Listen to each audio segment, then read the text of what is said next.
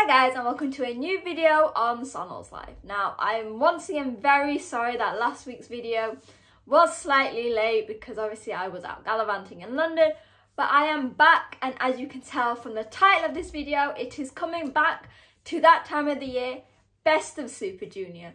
So for the past few years, because of COVID and the Olympics and things, and just general changes in schedules, the Best of Super Junior has been tied in with the World Tag League in December, but we are back in the normal time frame and we are back to 2 blocks. During the big show, the Dontaku show, they announced the participants for this year's tournament. And wow, not only have we increased the field by 2, times 2, but we have wrestlers from across the world, from across different promotions.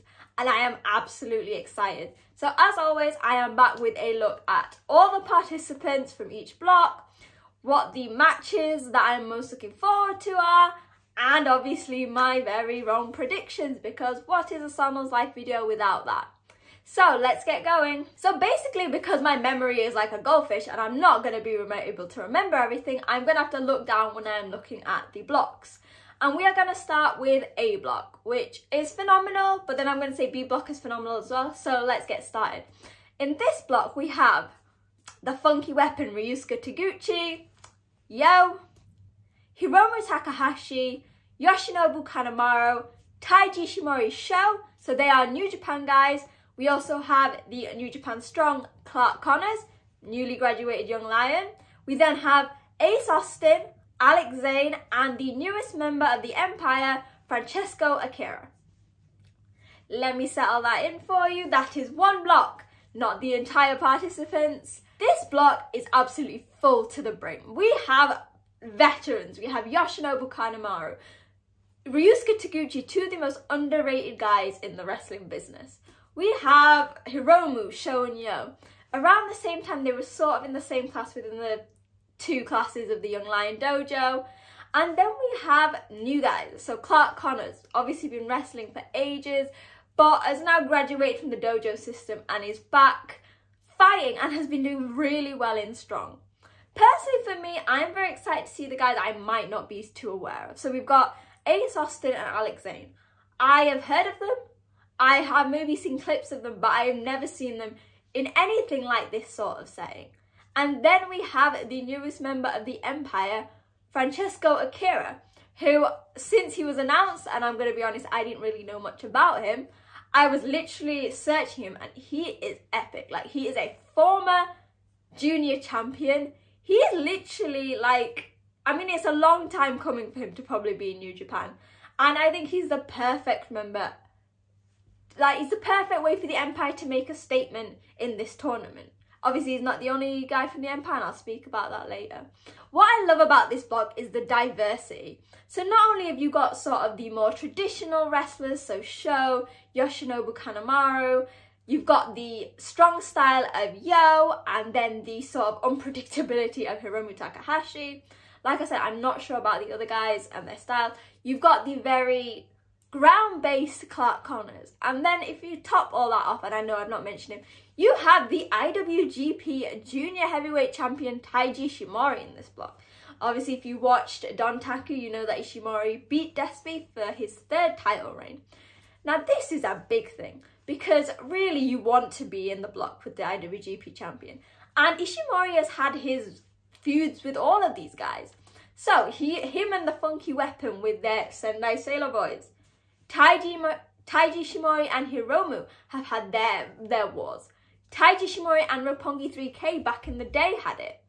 It is going to be interesting now that Sho is obviously a part of Bullet Club, how that is going to work. And in particular, oh, and obviously, sorry, I forgot, the long-standing feud between Ishimori and Kanomaru, which I think is level playing field now, because I think Kanomaru could be as allergic to Ishimori as Ishimori is allergic to Kanomaru. And then we have Ishimori with all the new guys, who are literally going to be putting in their blood, sweat and tears. Yes, I just made a semi-BTS reference, thank you very much. Will literally be fighting for any opportunity to get a shot at the IWGP Junior Championship. And you know what? This is going to be a huge stage for them, especially in terms of Clark Connors. This is going to be his first big presence in Japan after graduating. So in this block, which matches am I most looking forward to? Obviously, Sho and Yo. Their past few matches have been alright. They've been alright. But I feel like the Super Junior is where they can both come alive. Especially because after last year's tournament, Yo beat Sho and he was on this wave of momentum, which is sort of maybe flatlined now. Sho similarly, he is the never six-man champion, but not really made an impact in the past few months. Going to be a great match. Ishimori versus Kanomaru. I will never get tired of seeing these two in the ring. The match could either go for the full time, or it could go for 1 minute if Kanomaru has his way. I would love to see Kanomaru actually like beat Ishimori to get a chance at the title. That would be iconic. And I am really excited to see Hiromu versus Taguchi. You know, these two are literally the two most unpredictable people in the world. Hiromu will be floundering around in his octopus ring gear. Taguchi at Dontaku walked out with red underwear on his head. But despite their craziness and personality, they are two of the best wrestlers in New Japan. Taguchi is not one of the most successful IWGP Junior Tag Champions in the history of the company for no reason. Hiromu is not one of the best juniors in the world for no reason. There are so many combinations for this block, and I think it's going to be very tough. Because like I said, you've got not only some of the best wrestlers in the world, but you've got Ishimori in this block. And I can promise you there are going to be a lot of determined wrestlers trying to win. If Block A was good, I'm going to say this, like Block B is just as good. There are some amazing names, and like I said, I'm going to have to read them because memory. We have Masterwater. Robbie Eagles is returning. Bushi. Former IWGP Junior Champion El Desperado. My boy Doki, because you know, he's going up in age to getting win. So I think it's 1 win in when he first debuted, then 2 after that, then 3. El Phantasmo. The Empire's TJP. Then we have obviously New Japan Strong Wheeler Yuta. And we also have some very interesting guys from other promotions. So for the first time in like, I think it's 3 or 4 years, Titan is back from CMLL.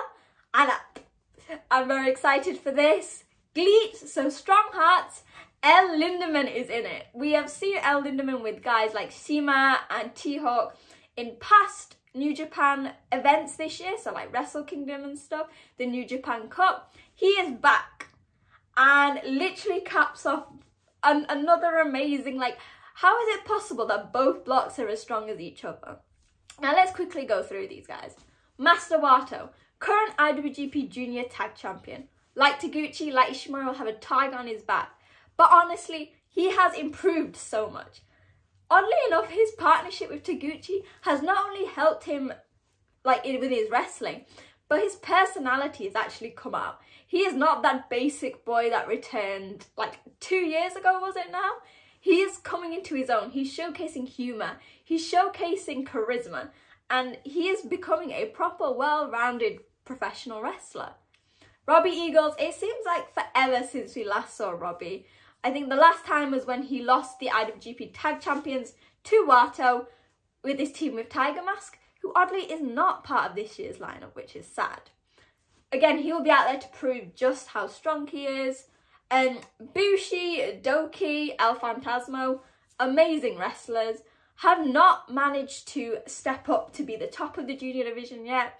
So will definitely be fighting for their chance. I mean, you know I've always got a soft spot for Doki, so, you know, fingers crossed. El Desperado. He was gutted to find out he is not in the same block as Ishimori. So really, his only chance to get back to the top of the junior division is winning this tournament, or at least getting to the point where he has some laurels to say, I should challenge for it.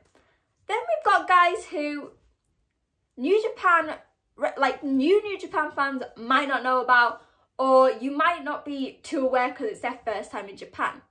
So we've obviously got El Lindemann and Titan. Japanese crowds will know about them. But this will be the first time we see them in a huge tournament, especially for El Lindemann, who is absolutely crazy. I'm going to tell you, I'm glad they didn't put him against Hiromu because I'd be worried. Titan. He is representing CMLL. For the first time, someone from that company has come back since the pandemic. So he is really going to have a spotlight on him, and he needs to prove why next year, bring back more guys from the company. Wheeler Yuta. This guy has megally been impressing me in the matches I've seen him on. So AEW, New Japan Strong. But it is his first time in front of a Japanese crowd in New Japan. So we'll see how they react to him. I mean, if they love him as much as the US crowds, he's going to be absolutely fine. And TJP. Not his first time in the Best of Super Junior, but I think it must be at least a decade since he's last been in a New Japan ring.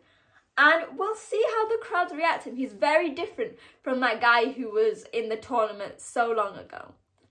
Matches I am looking forward to. I mean, where do I start? Masterwater and Doki. I think the reason, and you're probably like, why? These two guys are people who have been working their way up. They have been constantly improving, especially in the terms of Doki. He is picking up more wins. He is getting pinned less. And that is very exciting for me. Let's have a look. Masterwater versus Robbie Eagles. Specifically because obviously it was Masterwater who took the tag championships off Robbie Eagles.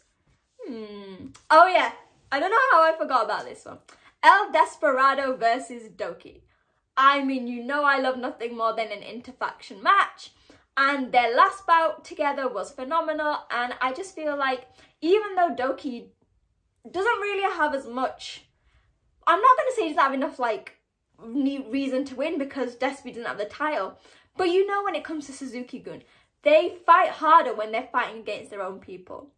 And you know, anything I think with Wheeler Yuta is going to be very interesting to see how he not only reacts with the veterans of New Japan and professional wrestling, but with fellow new guys who are breaking onto the Japanese wrestling scene. I mean, like, I have literally gone through all those guys and it amazes me. Like, I said this with the New Japan Cup, I've been saying it. It, like, feels like New Japan is finally getting back to where they belong. The pre-pandemic New Japan, where there wasn't issues with booking or getting people to Japan. We have people from across the world, across promotions, across ages, with different experiences, all fighting in probably what I call one of the toughest tournaments in the world. Because yes, the G1 is tough. Yes, the New Japan Cup is tough. But these guys literally put their bodies on the line. They are flying out of the barricades, like out of the rings. I don't know whether there's going to be barricades, you know, because that makes it like 30 times more dangerous. And what I love is that everybody has something, like going into it, they have some sort of reason to be there.